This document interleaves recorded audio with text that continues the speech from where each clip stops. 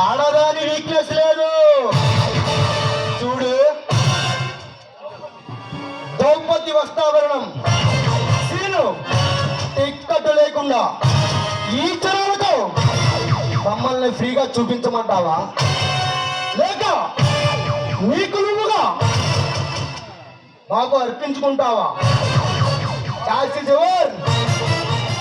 ఆ చేత నువ్వు చీర విప్పించుకోవటం, పగల కొట్టించుకోవటం, ఒట్టు జరిపించుకోవటం, తాళి తంపించుకోవటం ఏమీ బాగోలేదు.